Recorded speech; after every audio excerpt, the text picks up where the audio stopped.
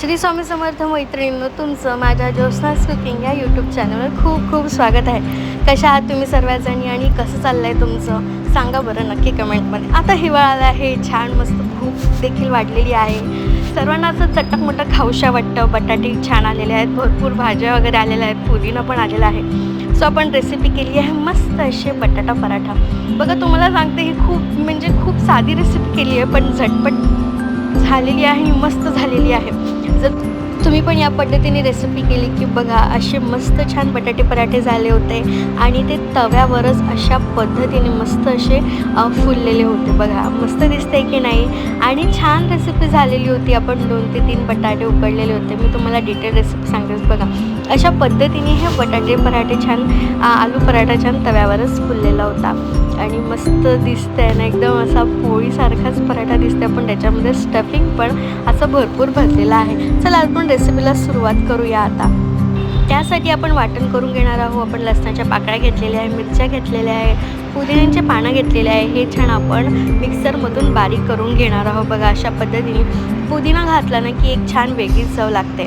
आपण मिरच्यांच्या जागी काळी मिरी पूड पण घालू शकतो, ती पण खूप छान लागते. बघा अशा पद्धतीने आपल्याला छान मस्त असं आपण हे ना वाटण तयार करून घेतलेलं आहे. थोडं आपण त्याच्यामध्ये जिरं पण घातलेलं आहे की म्हणजे फ्लेवर वाढेल. आपण ओवा पण घालू शकतो, पण नाही घातला तरी चालेल. अशा पद्धतीने बघा आपण हे छान वाटून घेणार आहोत आणि आपलं हे वाटण मस्त असं तयार आहे.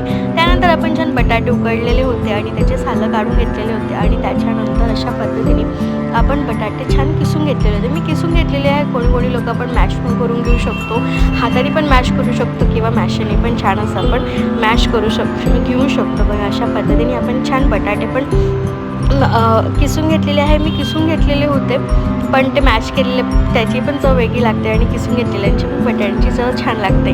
आणि आता पण त्याच्यानंतर जे वाटण केलेलं होतं मिरची, पुदिना आणि लसणाच्या पाकळ्या आपण ते याच्यामध्ये घातलेलं आहे. बघा अशा पद्धतीने आणि छान आपण त्याला मिक्स करून घेणार आहोत.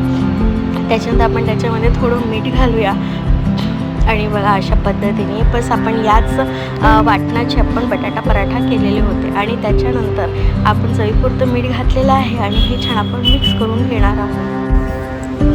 बघा अशा पद्धतीने आपण हळद तिखट काही नाही घातलं, आपण बस हिरवा मसालाच घातलेला आहे, जे वाटण केलेलं होतं आणि छान आपण मिक्स करून घेणार आहोत. बघा अशा पद्धतीने आणि हे मिक्स झालं की आपण त्याचे छान असे गोळे करून घेणार आहोत, जे आपल्याला कणकेमध्ये भरायचे आहेत. बघा मी पूर्ण किसलेले त्याच्यामुळे असा गोळा झालेला आहे. तुम्ही मॅश पण करून घेऊ शकता. आणि बघा आपण छान गोळे करून घेतलेले आहे आणि आपण कणिक आधीच भिजवलेली होती. त्याच्यानंतर आता आपण छान मस्त अशी एक कणकेचा गोळा घेतला आहे, त्याला पसरवलेले आहे. त्याच्यामध्ये आपण बटाट्याची भाजी भरलेली आहे आणि छान आपण लाटून घेणार आहोत. मी छोटेच बनवले होते कारण टिफिनसाठी पण होते. सो मिनी बटाटा पराठा, मिनी आलू पराठा बनलेला होता. बघा अशा पद्धतीने आपण लाटून घेतलेले आहे आणि ते जे मिश्रण होतं ते इतकं छान झालेलं होतं, पूर्ण पराठ्यांमध्ये बरोबर आलेलं होतं. आणि त्याच्यानंतर आपण याला छान मस्त असं शेकून घेतलेले होते आणि हे बटाटे पराठे खूप छान झालेले होते. आणि त्याच्यानंतर बघा मी तुम्हाला सुरुवातीला दाखवल्याप्रमाणे ते तव्यावरच छान असे फुललेले होते. बघा अशा पद्धतीने आपण एका साईडने शिजून घेतलेले होते, मग साईड पलटून घेतलेली होती आणि मग दुसऱ्या साईडने पण आपण छान शिजून घेतलेले होते. आणि बघा अशा पद्धतीने छान आपले बटाटे पराठे रेडी होते. कसं वाटलं तुम्हाला हा बटाटा पराठा? छान फुललेला आहे आणि छान शिजलेला देखील आहे. नक्की सांगा बरं कमेंटमध्ये आणि व्हिडिओला लाईक आणि सबस्क्राईब पण करा. अशा पद्धतीने आपण छान 2 ते 3 पराठे करून घेतलेले होते छान आणि सर्व पराठेचे छान शिजून छान फुललेले होते.